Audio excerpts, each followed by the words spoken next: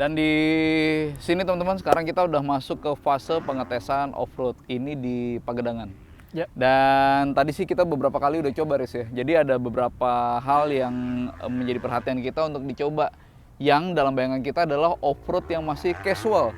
Iya. Ini bagaimanapun kan mobil standar ya, Riz ya. Nggak hardcore Nggak banget hardcore gitu ya. yang sampai masuk hutan gitu-gitu. Jadi mestinya sih lebih real ya, dipakai dengan pemilik yang masih casual gitu. Ya. Nah, tadi kita sempat coba teman-teman, ini ada beberapa tanjakan yang sudutnya lumayan curam. Atau ada tanjakan juga yang ada gundukan di ujungnya, jadi menanjak sekaligus ada Traksi artikulasi ya? roda Ya, kan. benar.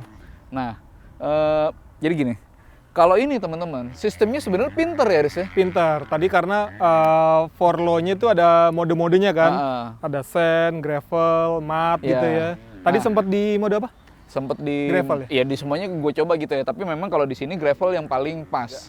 Dan memang agak menakutkan di awal karena ketika menanjak dengan gundukan lalu rodanya itu berartikulasi gitu ya, itu sebenarnya ada saat-saat di mana dia spin nih, Riz.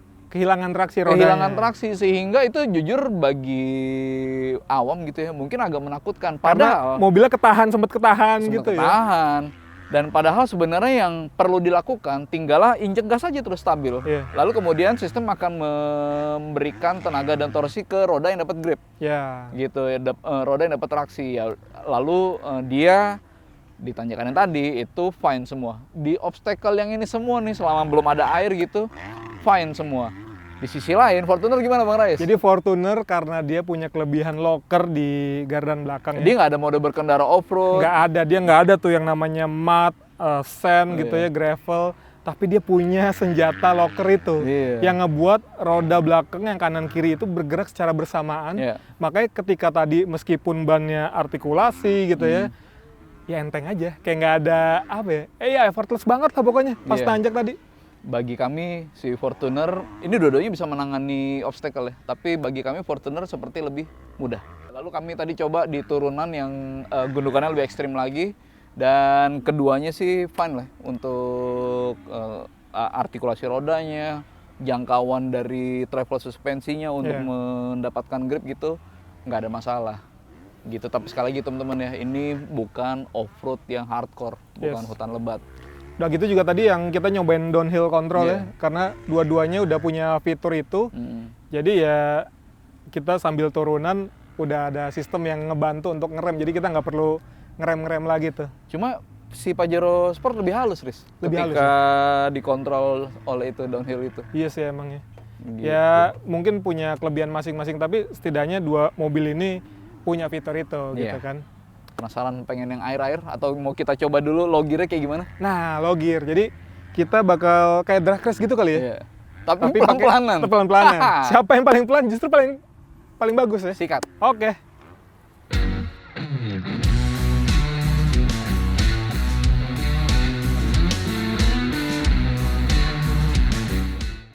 Bowie, sekarang kita bakal tes low gear-nya nih. Jadi kita udah masuk di 4L, kita masukin ke D, nanti kira-kira siapa yang paling pelan. Artinya kalau yang paling pelan dia yang menang. Lebih low gear kan, jadi kinerja mesin juga ketika menghadapi obstacle lebih nggak berat.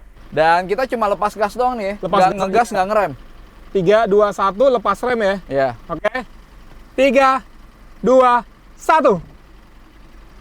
Lah, gua jalan duluan nih. Iya. Oh, ini 8 speed, Riz. Makin jauh loh ini tuh. Iya. Apa karena torsi gue lebih gede ya? Tapi ini kan belum torsi maksimal di putaran orang nyaris idle. Makin jauh loh.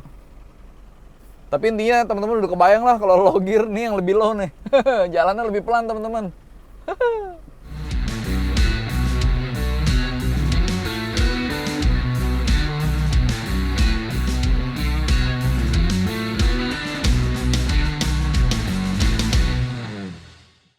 Res, kayaknya lo jalan duluan nih. Yoi, ini udah di atas lumpur, dia nggak mau maju nih. Wah, lo. Lo udah pakai for low lock sun. Udah mat. Nggak jalan nih. Dah. Coba gue.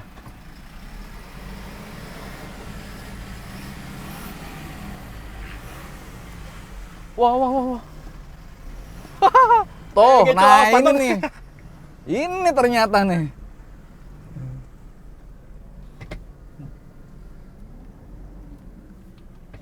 Ntar nih usaha dulu ya.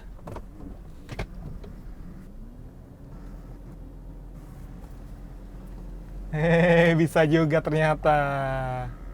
Tenang aja, udah pinter ini mode off-roadnya. Cuma jangan jumawa nih tuh. Oh bisa, aman. Tenang.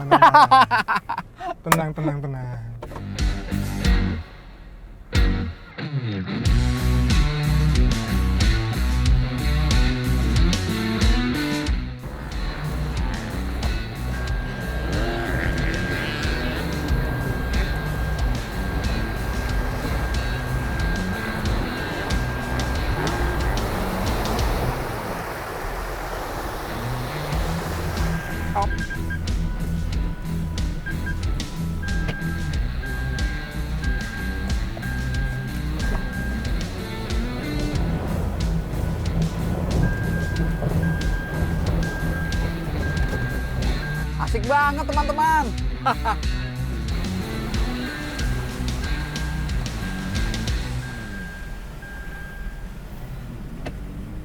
Tadi waktu kita coba di air-air teman-teman, baik yang Kubangan maupun yang tadi di pinggiran danau yang lumayan licin itu, dua-duanya bisa dilewatin dan teman-teman bisa lihat itu. Cuma secara ketenangan hati, kayaknya Fortuner dengan lokernya itu lebih apa ya, lebih menenangkan. Menjanjikan ya. Iya. Tadi kalau di Pajero Sport awalnya kan sempat diem tuh ya. Roda udah berputar nih, diem. Maju mundur. Jadi dia perlu learning dulu sedikit si komputernya untuk apa ya, membagi tenaga ke ban yang dapat traksi ya, walaupun meskipun akhirnya lolos juga gitu, tapi butuh waktu. Beda sama Fortuner ya. Fortuner, tapi kalau secara impresi teman-teman, kita menganggap bahwa kemampuan 4x4-nya Fortuner itu lebih baik dari Pajero Sport. Jadi itu adalah poin yang mungkin penting bagi teman-teman yang mungkin suka sama dunia outing, bener-bener dipakai untuk medan yang cenderung berat. Ya. Gitu, sekali lagi bukan off-road hardcore ya teman-temannya, bukan yang berat banget, bukan yang dibawa ke hutan liar gitu. Tapi bukan nggak mungkin kayak ketemu lumpur-lumpur gini sih, pasti bukan nggak mungkin ketemu lumpur. Jadi intinya 4x4 Fortuner itu lebih menenangkan kami. Di luar dari itu, secara kesimpulan keseluruhan kita bisa bilang bahwa Fortuner performanya lebih baik teman-teman, dia lebih kencang, di dalam kota juga lebih irit, tapi kalau ini di cruisingnya lebih irit si Pajero Sport. Yes. Lalu kalau soal kenyamanan, definitely Pajero Sport lebih oke. Mulai dari joknya pun juga empuk, suspensi juga lembut, kenyamanan ini oke. Lalu kemudian kepraktisan karena dia punya pelipatan bangku yang support untuk lantai rata, ini juga lebih baik. Iya, cuma emang dia kekurangannya si Pajero Sport itu jok baris keduanya dia nggak bisa di-adjust ya, maju mundur ya. Ya meskipun juga tadi legaan mana ya? Apa? Aku juga agak lupa. Legaan Fortuner. Legaan Fortuner ya. Legaan Fortuner. Akomodasi buat penumpang lebih baik di Fortuner. Nah, Pajero Sport kemudian unggul kembali ketika ngebahas soal fitur semi otonom teman-teman. Oh iya, itu nggak ada tuh di Fortuner tuh. Karena Fortuner belum memilikinya. Lalu kemudian secara harga teman-teman, menurut kami dengan selisih nggak sampai 5 juta untuk mobil yang sudah 700 jutaan, itu sangat bisa diabaikan selisihnya. Ya tipis kita anggap setara sih, karena tipis banget. Gitu.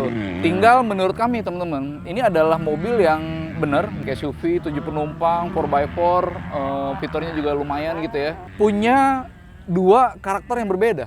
Kalau Pajero Sport tuh dalam bayangan kita ini, saya tadi bilang ya, lebih urban, lebih empuk.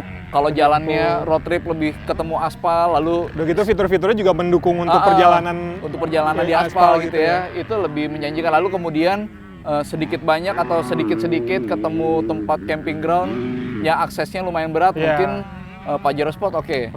Fortuner di sisi lain adalah mobil yang lebih enak tenaganya, kemudian asik banget sih pertengahannya. Mesinnya tuh benar-benar potensial, lalu dia punya kapabilitas gerak 4 roda yang sangat bagus. Dan bagi kami mungkin teman-teman ya, mungkin karena kita nggak bisa membeli waktu. Bagi kami dengan format tenaga besar, torsi besar yang didapat dari mesin besar itu, dan kebiasaan Toyota yang punya durability bagus, Fortuner mestinya juga punya keunggulan di soal long last-nya, daya tahannya. Oh iya, karena Toyota Gitu. juga terkenal akan itunya kan. Iya. Jadi kalau saya teman-teman, kalau saya adalah orang yang sering moderat gitu di perkotaan, sekali-sekali outing keluar kota, ada camping ground-nya mungkin Pajero Sport lebih baik. Tapi kalau saya termasuk orang yang emang pengen off-road yang agak berat nih, lebih berat gitu ya. Terus dengan daya tahan, terus dengan mesin yang powerful tangguh, gitu, ya. Fortuner adalah pilihan yang lebih oke. Lagian kalau di Pajero Sport itu kalau four wheelnya rusak itu kayaknya lebih pusing Karena dibandingkan sama loker. computerized, iya. Nah ini dia, Itu ini juga faktor penting nih teman-teman. Jadi Fortuner dengan mekanis gitu ya loker ya, kayaknya sih lebih menenangkan juga. Iya.